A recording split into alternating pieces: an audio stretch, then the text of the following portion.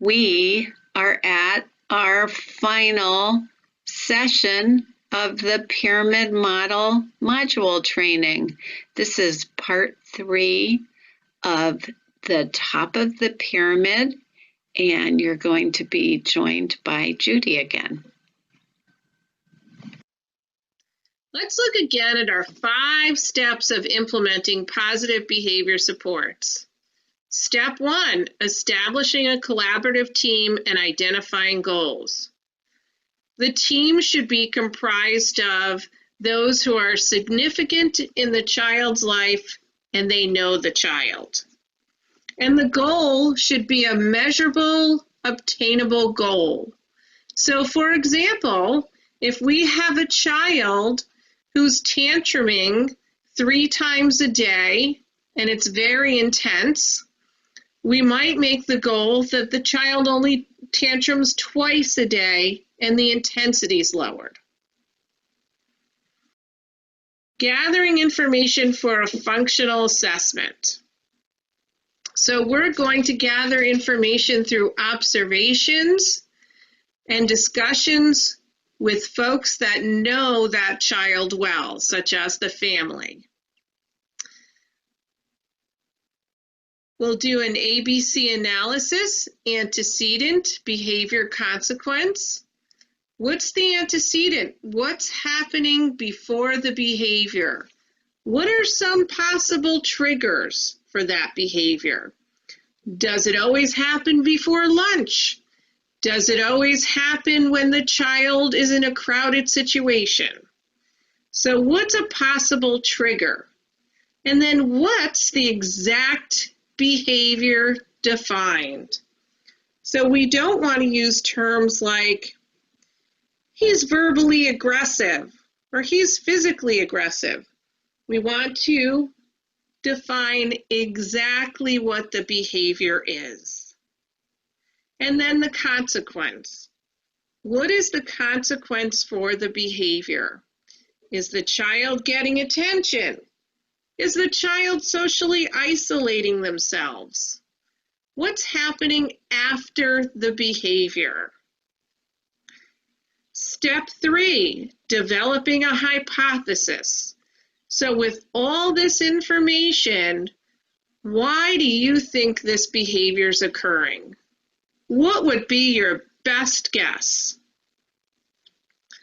Step 4, designing behavior support plans.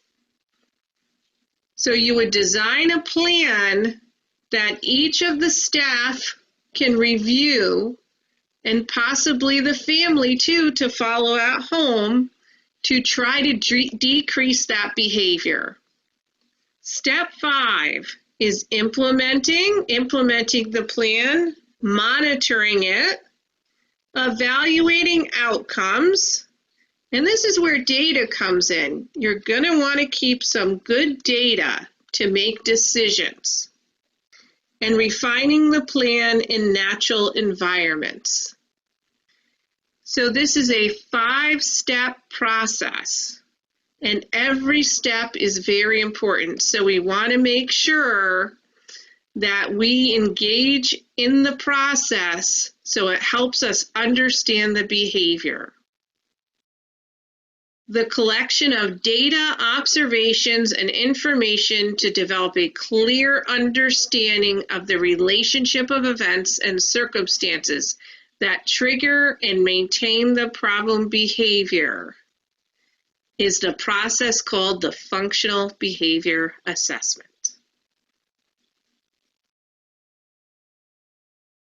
So in our last session, we talked about the old way of responding to challenging behavior with interventions for all behavior challenges, reactive interventions, the focus on behavior reduction, and the quick fix.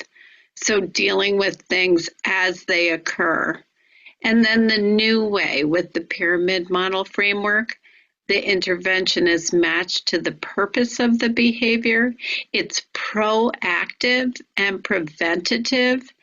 It focuses on teaching new skills and their long-term interventions, teaching children lifelong skills for success. So the challenging behavior is always a communication. It's a message when a child does not have language, is used instead of language by a child who has limited social skills or who has learned that challenging behavior will result in meeting his or her needs. And challenging behavior can be an expression of emotion.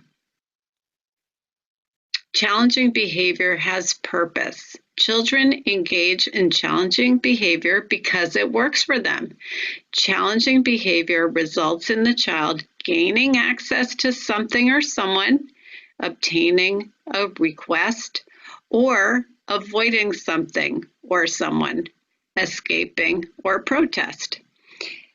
And challenging behavior demonstrates a child's current social emotional skill level. So remember that we're gathering information. As Judy talked about, a functional assessment is a process for developing an understanding of challenging behavior, and in particular, how the behavior is governed by environmental events. And it results in identifying the purpose or function of the challenging behavior. And remember the iceberg model. We see the behavior, but the function is all of the things we don't see. And that's what we're trying to figure out.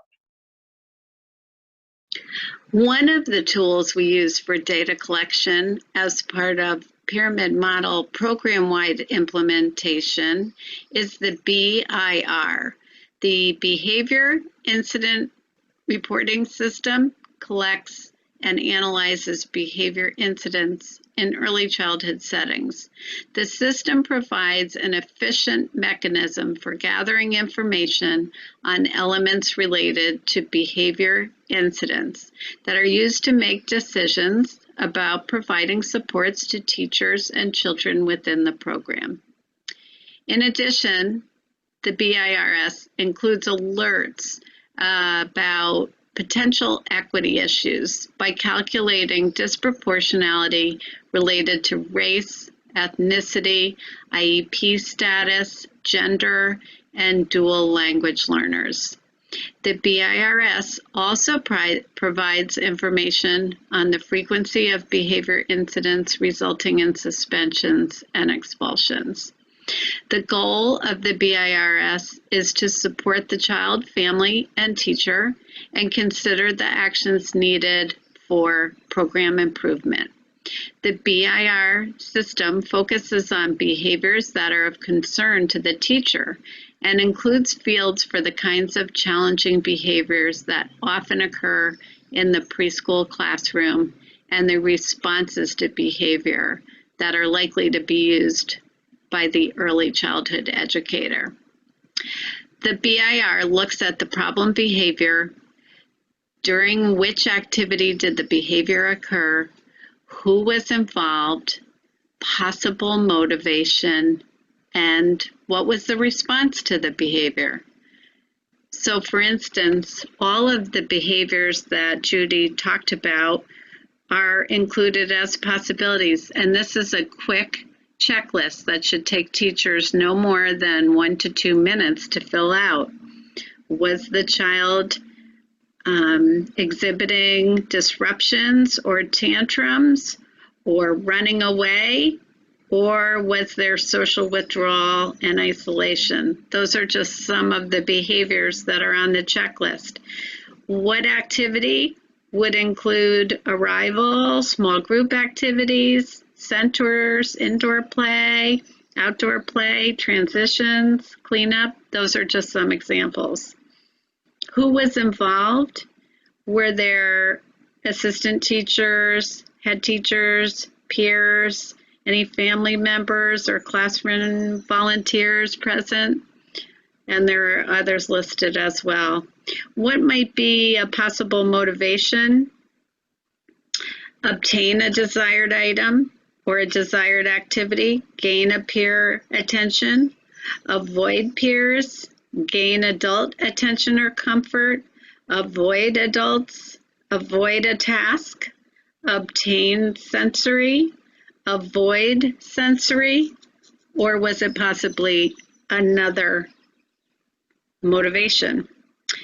And then what were the responses of the adults involved? So the checklist really gives a lot of information for the teacher and the classroom and the program. So the BIR really gives us guidance around where to start the functional behavior assessment.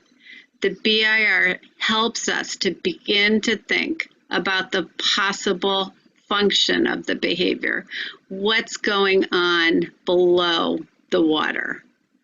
There are many resources and webinars regarding the behavioral incident reporting system on challengingbehavior.org. But before we go any deeper into this process, let's think about how we observe. Watch the video on the next slide, and I'll join you after you view it. This is a test of selective attention.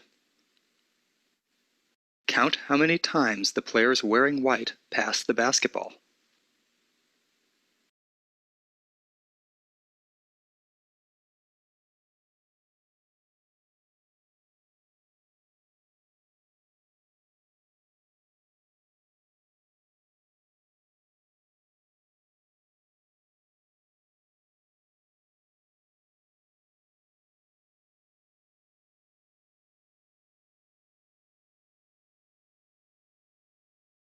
How many passes did you count? The correct answer is 15 passes. But did you see the gorilla?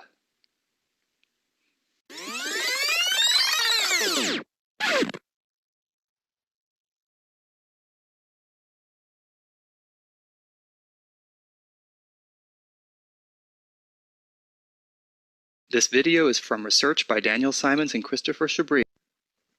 So now that you've seen that video, it gives us a little perspective on some of the things we miss during our observations. I remember the first time I saw that video, I could not believe that there actually was a gorilla that walked across the screen and I somehow missed it.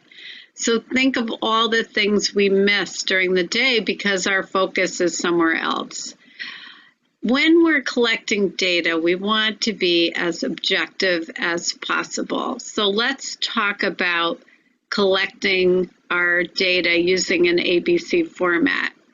There is this second foundational piece that's important to understand when addressing challenging behavior. So there are 3 segments to the behavioral sequence. There's the setting or the situation, which is frequently called the antecedent. That's the A. And then there's the behavior itself, that's the B. And then the maintaining consequence, that's the C. You've probably heard of and used the ABC method before, but we're going to talk a little bit more about it, and you'll see some examples of observation cards on this slide. You can really use any observation card you like. There are several on challengingbehavior.org, but these are just some simple formats so you can see, and there are observations for the classroom and for home. And the one on the right for Brendan is a home observation card. And you're really just doing your best guess for the possible function. So when we're looking at this setting or situation, it's what happens immediately before the behavior. And then when we're going to put what the challenging behavior is, just be very objective in your writing. What is the exact thing that you're seeing? And we talked about those earlier in the module training, and also using the BIR checklist that gives you possible behaviors you would be seeing. So the behavior, remember, it's used to meet a need and communicate a message, but we have to figure out what it is. And then what happens immediately after the behavior? And that's the whatever the response is from an adult, or maybe another child drops a toy, and that's going to be what happens immediately after. So by understanding the setting and the maintaining consequence, we can start to identify the function of the behavior. So then our next area is going to be trying to figure out replacement strategies and prevention strategies. So if you think about it, we can use the example of adults who love coffee in the morning. I know I do. Many people consume caffeine in the morning to meet a need of obtaining an energy boost. So that's meeting, some of us meet a sensory need, some of us feel good, but let's say it was a need to consume caffeine, and now we were no longer going to be able to have coffee, but there was a replacement, and that replacement was herbal tea. How likely is someone going to want to replace their caffeinated coffee with decaffeinated herbal tea if their need was to get an energy boost? So knowing why people have the behavior they do is going to help get a replacement behavior that's much more likely to be successful. Understanding the challenging behavior is meeting the need for the child, and the behavior is learned, helps adults view children's behavior through this lens of social competence. So now we are going to look at a video of Tim, and then we'll try to figure out the ABCs for what we're watching in the video. She's scared because one and the other one's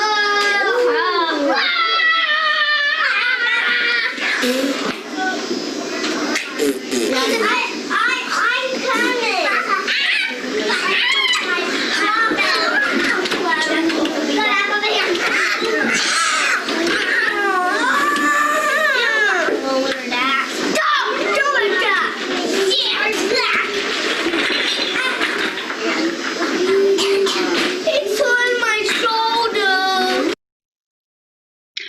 Our immediate job is always to care for a child and any other children who are affected through an episode of behavior that is causing concern. Our first efforts focus on ensuring that the child is safe. We then attempt to help the child develop increased abilities to cope, and we foster the child's abilities to use more acceptable strategies to experience, express, and regulate emotions, form close and secure interpersonal relationships, and explore the environment and learn. And those are all of the things that we've been discussing so far. Our creativity comes into play when we create a hypothesis or best guess about the meaning of the behavior to the child. We don't always have access to the information about what's going on in a home. However, when we hypothesize about why a child is acting in a way he or she is, in other words, what's the meaning of the behavior, we are using what we know about that child to make a guess about why a child responds or behaves as he or she does. There are many, many variables to consider with regard to each individual child. All of these variables might influence a child's behavior. All we can do is collect the data, be objective, and then make some informed decisions. We can work to cushion ourselves and the child from negative feelings related to the behavior by establishing the habit of wondering about the meaning of the behavior. The process can help us tap into our creativity by leading us to consider multiple explanations for what might be happening for the child, and as well as leading to multiple strategies for dealing with the behavior. So now you'll be watching a video on the hand model of the brain, and this will help us to understand the 5 behavioral principles.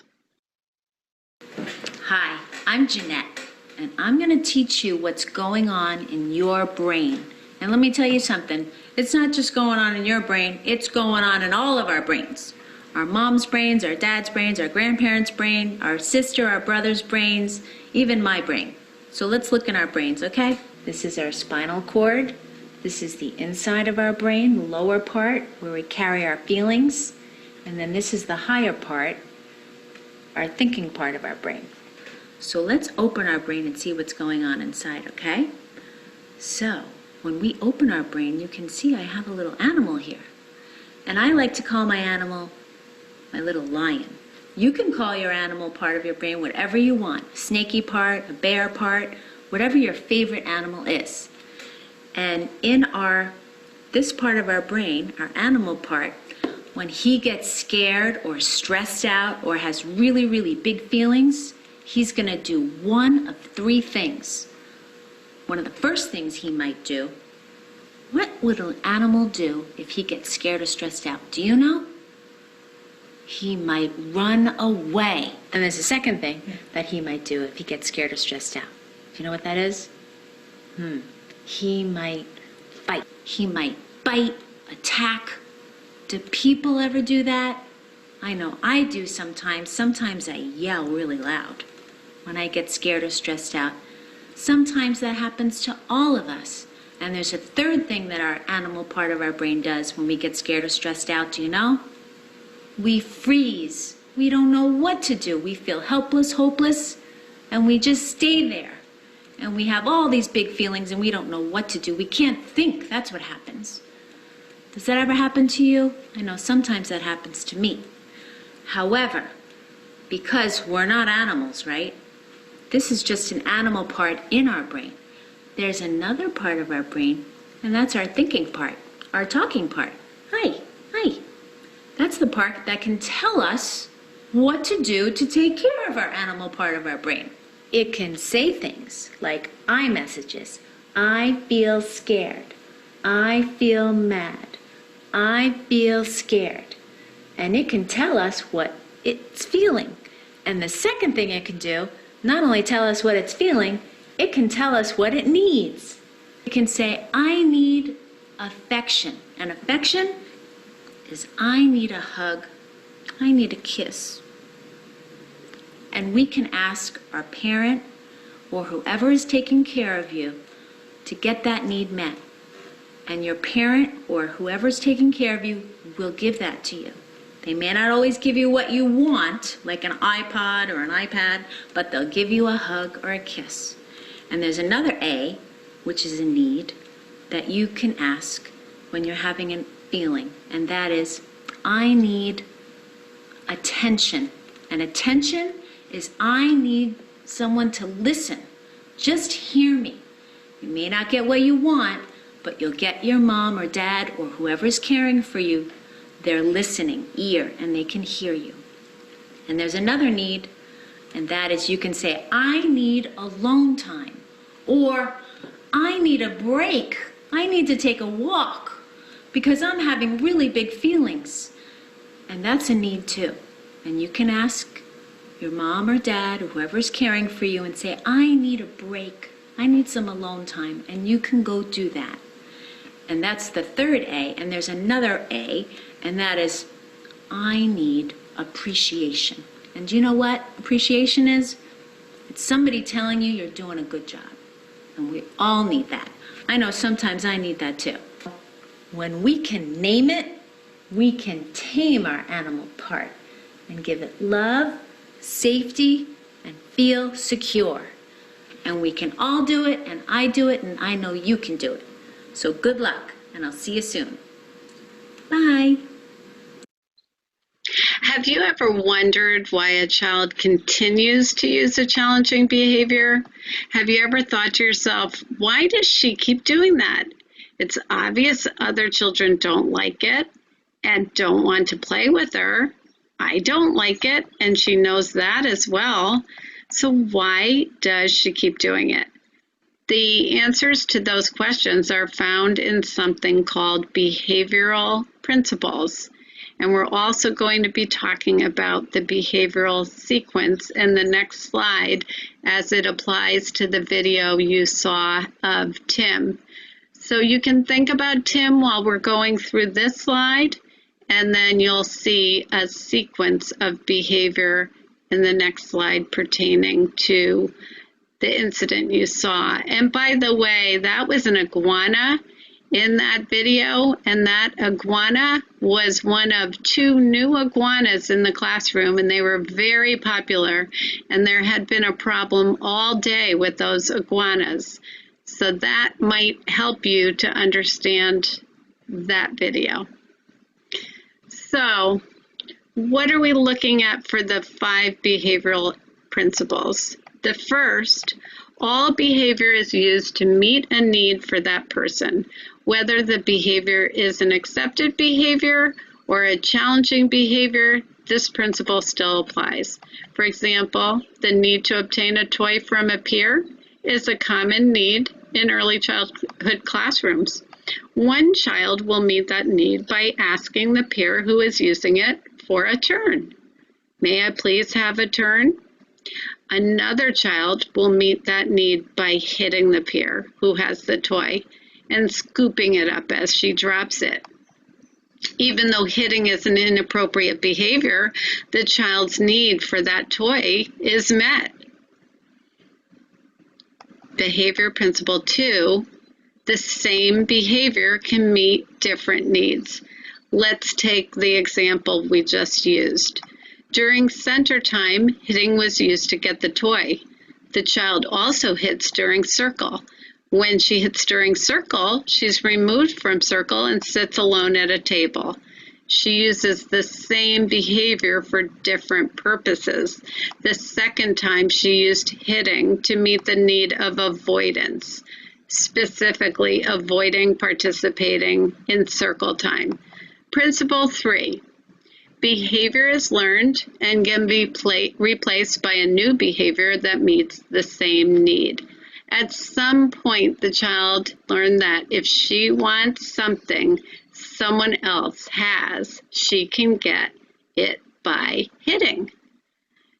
And a positive way to think that because she learned that behavior, she can learn a replacement behavior. For example, she could learn to hold out her hand and point to the toy that she would like, or she could learn to ask a teacher for help. This is when you need to think about individualized plans, depending if the child is verbal or nonverbal. Behavioral principle 4. When you understand the need the person is meeting through their behavior, you also understand that they're trying to communicate. In the hitting example, the child is communicating 2 different messages. During play, she's communicating, I want the toy. And during circle time, she's communicating, I want to leave. There are 4 possible needs. Escape or avoidance. The individual behaves in order to get out of doing something he or she does not want to do. Attention seeking. The individual behaves to get focused attention from parents, teachers, siblings, peers, or other people that are around them. Seeking access to materials. The individual behaves in order to get a preferred item or participate in an enjoyable activity. And the 4th one is sensory stimulation. The individual behaves in a specific way because it feels good to them. In our example that we've used throughout the slide, there were 2 needs highlighted. One was to gain access to materials, the toy, and the other was to escape or avoid circle time. It's important to remember that every behavior is a form of communication, even though sometimes it feels like it's happening for no reason at all. There is always a reason. So on our next slide, we'll see a behavioral sequence that talks about the video you saw with Tim. Now let's look at this example following the sequence. What purpose do you think the child's behavior is meeting? Keep in mind the 4 needs a challenging behavior can meet: escape or avoidance, attention seeking, seeking access to materials, or sensory stimulation. We're looking at what's happening before the behavior, the actual specific behavior, and what's reinforcing that behavior. So the children are playing with a new toy.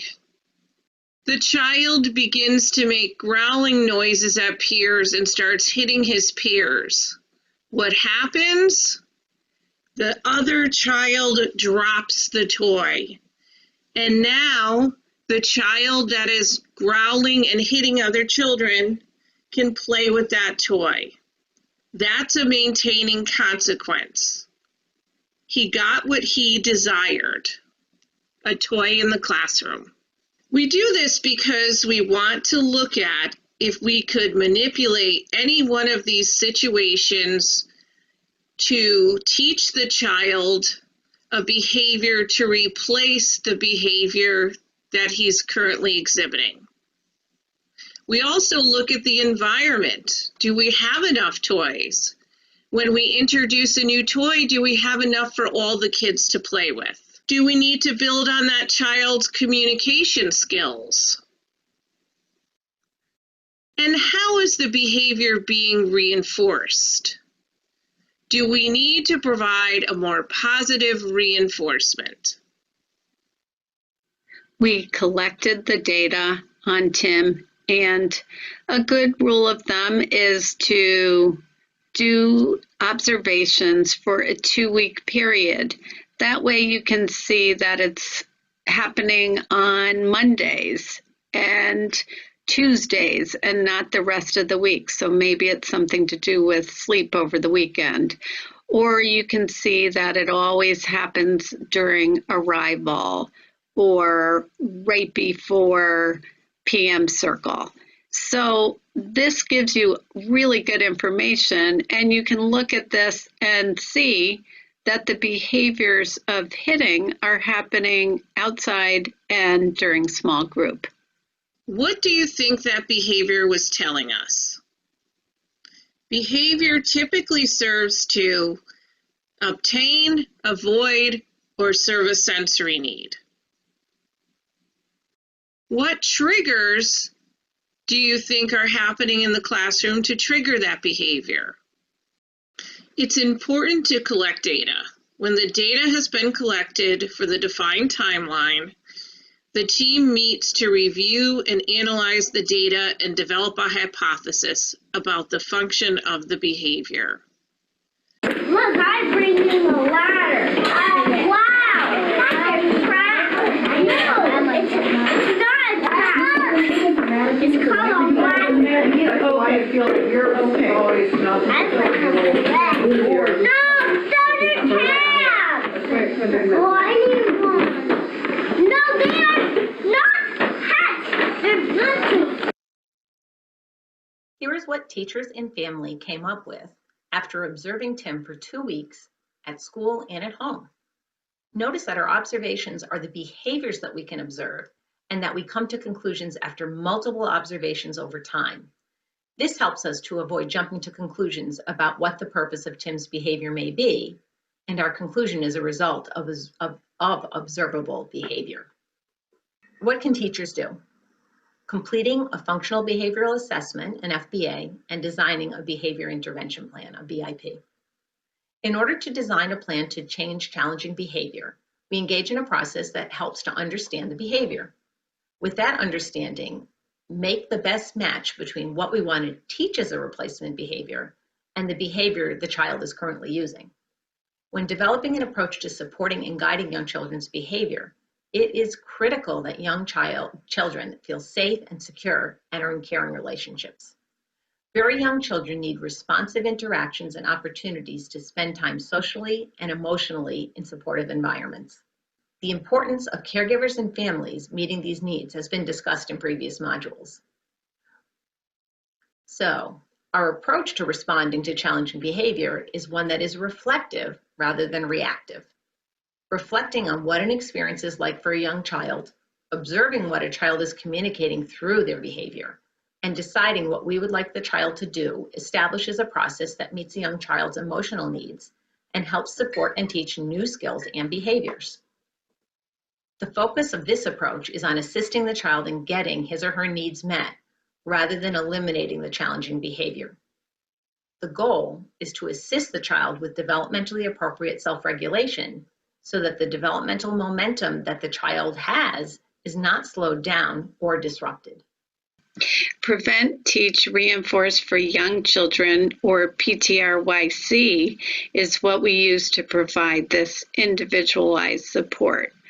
We think that the child benefits from individualized social emotional supports in the program in collaboration with the family. And we have a resource to share with families that I've included in your resource file. So PTRYC allows us to better understand exactly how the child is communicating their needs and what is challenging for that child and how might we help the child going forward. So after completing the first steps in the PTRYC, the child has an intervention plan that provides guidance for teachers and families about strategies that'll be used to prevent challenging behavior. New skills will be taught and skills will be reinforced. And the goal of PTRYC is to provide more support for the child so they can be successful at school. PTRYC is a team-based model of individualized behavior supports. The team is made up of the family, teachers, and anyone else who's supporting the child, such as occupational therapists, speech pathologists, and you've heard quite a bit about the team. The team will collaboratively go through all of the steps to end up with the plan to support the child's social emotional competence, and this is what PTRYC is all about, and you're going to hear much more about this as part of program-wide implementation. On this slide, you see the competing behavior equation. Although we want children to meet our expectations, things like sitting in a circle and participating in activity with their peers, we need to meet children where they are developmentally. This may mean that our expectations may compete with the child's needs or wants. What we don't want to do is accept their challenging behavior or reinforce the challenging behavior. Initially, we may teach a child a way to signal using appropriate behavior that he or she wants to leave an activity. While we do that, we're also using the prevention strategies to make the activity more meaningful, and we'll be teaching the child skills to increase his or her engagement and attention. This reflective approach will involve watching children. Careful observations are critical. Previous modules discussed the importance of the strategy of careful observation. Remembering that behavior is a form of communication. Children tell us their needs and wants, and sometimes it's through challenging behavior. Also, a focus on the child. Ask, what is the child trying to tell me? And then begin to formulate your ideas about what the behavior means. Think of it as, and I wonder if, and then create a best guess. What's your hypothesis? And then choose supportive ways to respond. One idea is preventing the behavior by making it irrelevant. So what can be done to make challenging behavior inefficient, ineffective, and irrelevant? We need to remember that the challenging behavior has been working for the child. They're trying to communicate something. So can we think of a strategy that fulfills their need without having them to exhibit the challenging behavior? So if Brendan is having a really hard time waiting for his turn and he's hitting the child who is at the computer, how about we make a picture card with Brendan's photo on it and we include a timer? And that might be what it takes for Brendan to be able to wait his turn. So what are the child's strengths? Are there peers with whom this child works well? How can that information be used to build a prevention strategy? Is there an activity this child enjoys that would lend itself to trying a new skill with a better chance for success? We can ask ourselves, how can I build on what is working for the child? Tip 1, get the child's attention. Tip 2, use behavior-specific language. Tip 3, keep it simple. Avoid combining encouragement with criticism.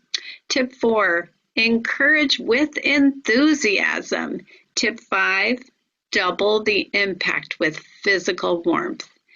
And tip 6, positive comments should be used, and encourage the child in front of other children. Remember when Dr. Rosemary Allen was talking about how all of the children hear what we say and how we treat other children, and they learn from that. So we want to model the caring, warm, enthusiastic, positive feedback that will help all children. We need to remember to tell the child what to do instead of what not to do. Clearly and simply state what we expect the child to do. Remember how small they are. Have age-appropriate expectations and use age-appropriate language. Young children have difficulty with contractions, 2 words that are combined, such as don't and can't. Be very clear when speaking to the child. The replacement behavior should be specific and observable. We want to make sure that we can collect data that our prevention strategies are working. We want the replacement behaviors to be helpful to the child's communication with each other and build relationships and enhance classroom participation. We are here to help the child be successful and feel competent. And we need to be realistic that the goals should be accomplished in 2 months. We're not going to see results in 1 or 2 days. Maybe we will, but we can't expect to. And then we always go back to Tier 1 and Tier 2. What works? What are the 5 classroom-wide practices that always work? Remember the deposits. 5-to-1 ratio of positive attention. 2, use predictable routines. 3, establish routines within routines. 4, directly teach behavior expectations. And 5, directly teach peer-related social skills. What are some of your ideas about Tim's behavior? Remember, this is a no judgment zone and we don't know exactly what will work. We'll look at more idea generators on the next slide. Self-regulation develops along a continuum from external regulation, having someone help you, to self-regulation, being able to regulate your behavior on your own. Preschool-age children are developing their ability to self-regulate. They continue to need many supports to calm themselves when they become upset. This is called co-regulation. They're getting the support they need to learn how to regulate themselves and become independent with this skill. Think about when teachable moments happen. You want to teach the child the new skills when they're engaged and not feeling frustrated and angry. You can support them by reminding them about the new skills that they're learning before anticipated situations, which are typically challenging for the child. Scripted stories for social situations, and you will have access to a tip sheet. Scripted stories provide a script for the child about social situations and expectations. The story is written from a child's perspective and includes descriptive, perspective, and directive sentences. Scripted stories are also known in the literature as social stories. Carol Gray developed her concept of social stories in 1990, primarily for children with autism. If you go to carolgraysocialstories.com, you can get a free membership to Carol's Club for informative articles and examples of social stories. When I was a pre-K teacher, I used social stories often for many children, not just those with a diagnosis of autism. The story is also written in a way that matches the child's symbolic and receptive communication level. A scripted story can prevent challenging behavior by helping the child anticipate the routine and understand the steps and the expectations of the routine.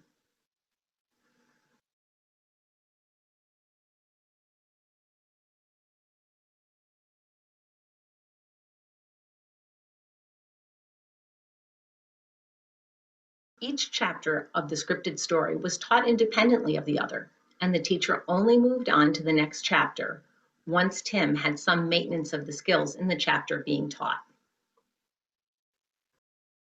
Self-management is a method of helping children monitor their own behaviors. In order to do this, identify a behavior that the child will self-manage. Visually display those behaviors for the child in pictures or in posters. Provide instructions to the child on the targeted skill and give the child a mechanism to monitor the skill, something like a checklist or a chart. We've seen videos of Tim using challenging behavior to get toys or initiate social interactions in this and in the previous module. Tim's behavior support plan included the use of social skills training and a self-management system. You should make sure that when the child uses the replacement skill, there is consistent positive feedback. It's really important to remember to teach the replacement skill throughout the day, but not when the child is having the challenging behavior. This is the same idea that you saw here to help Tim. Photographs, drawings, either are fine. Use whatever works best for you and the child. Scripted stories also support the adult in responding to the behavior in new ways, and they give the adult a tool to use for redirection or prompting the desired response. It's important to provide positive attention to the child for engaging in the behavior and using the self-monitoring system. Self-management is a strategy that may be used with children older than 3 who have more advanced language and cognitive skills. Cue cards can be used to prompt the child to remember and to use the replacement skill instead of the challenging behavior. When a child uses the replacement skill, be sure to give consistent and positive feedback. Remember, you should teach the replacement skill throughout the day. Think to yourself, if we can't let children use challenging behavior to express their needs, how can they express themselves in ways that are appropriate? Keep in mind that the new skill must replace the challenging behavior and act as an alternative behavior to the behavior that's challenging. The new skill needs to be efficient and effective. When you're considering a replacement behavior, keep in mind the skills that the child already has that could serve as the replacement behavior. Remember that you don't want to reinforce challenging behavior, and you should respond in a way that makes the behavior ineffective. Also, keep in mind that the rewards for the appropriate behavior need to be at least as rewarding to the child, if not more rewarding, than the rewards for the challenging behavior. Demonstrating self-management skills may result in an award, something like an activity or a certificate, but must not be used to take rewards or privileges away. This example of a self-monitoring chart was laminated. The chart included a rectangular pocket with a dry erase marker inside the pocket, and as the child finished, he was able to check off the steps. Keeping it simple will allow the continued monitoring. Make sure data collection is simple for home and classroom, and find out what's best for families for meeting times and frequency. Offer different options. Can families and other specialists meet virtually if needed? As you already know, it's important to collect data and use observations to understand the meaning of behavior. Early care and education programs, including those that are home-based, should have a process in place to gather ongoing observation and documentation of progress for each child in care on a regular basis. This may consist of short anecdotal notes, results of screening measures, information from parents, videos of the child with adults and peers at different times of the day. Observations can be used regularly by staff in group care and by home visitors in consultation with their supervisor as part of the staff member's ongoing professional development and supervision. This regularly scheduled time for reflection on the meaning of children's behavior can be used to initiate inquiries into the behavior of a specific child who's exhibiting extreme or confusing behavior. In the case of a child with challenging behavior, additional observations will be required to collect detailed information. Remember, observation should be initiated quickly so that the child doesn't have to wait for help. Observations should be conducted by more than one person and may include any people who interact with the child. It also may be helpful to have an observation done by someone who doesn't typically interact with the child but has strong observation skills. It may also be useful for the care provider to do the observation side by side with a director, a more experienced caregiver, or a mental health consultant or resource and referral agency. Observations should be done at various times of the day and across multiple days. They should focus on how the child functions in a variety of activities during the day with a variety of people. All documentation should be recorded in a similar way so the information from multiple sources can easily be compared and analyzed. It's very important to document observable behaviors to help you form your hypothesis about the function of the child's behavior. What can teachers do to support children to learn these skills? Teachers play a critical role in the growth and development of children's knowledge and skills. Teachers need to know effective teaching practices for teaching social and emotional skills. The Teaching Pyramid Practice Rubric was designed to identify those teaching practices and guide the implementation of the pyramid model in the classrooms. On this slide is an example of what should be done and what is not an effective practice. On this slide, there is a review of what we've talked about at Tier 3. Take a few minutes now if you have any last questions or need any clarification.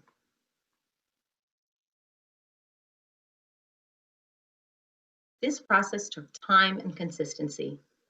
Tim's challenging behavior continued to decline and the team continued to meet. Here's Tim demonstrating how to read a book together and have a lot of fun. He was able to build those skills to form relationships that became friendships. That's what the pyramid model is all about. But then you need to put it where it goes, okay? This is called the center. It goes into there, it goes into that,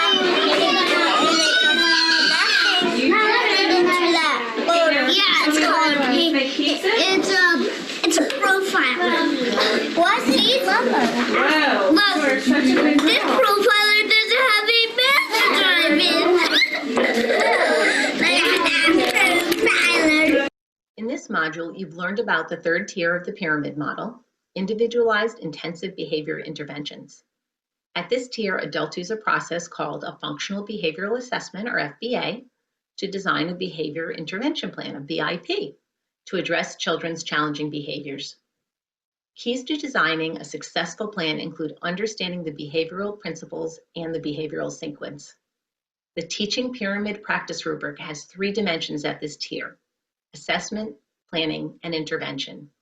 These dimensions are supported through team meetings and inclusion of families along every step of the process.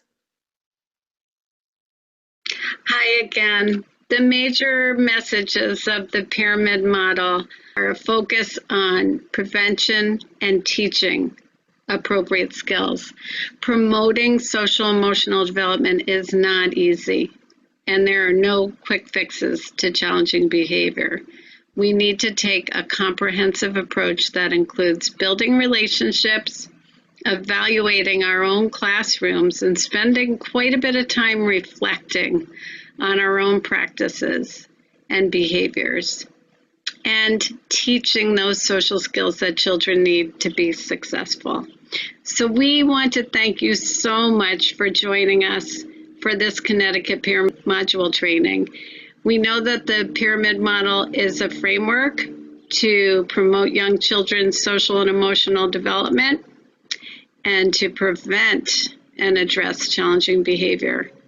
And we in Connecticut, we are a state that supports the social emotional well-being of all young children and their families. We're so glad that you had the opportunity to hear from so many of our pyramid partners. We in Connecticut are committed to our mission to build a statewide system for pyramid model implementation in order to enhance the competencies of those who care for, educate, and support young children and their families. And you're a big part of fulfilling that mission. To receive your 18 hours of OEC credit, please fill out the post-assessment and evaluation in the link provided to you. Make sure to have your Connecticut registry number with you before you fill out the survey. And on behalf of the Connecticut Pyramid Partnership, we want to thank you for all that you do to support children and their families.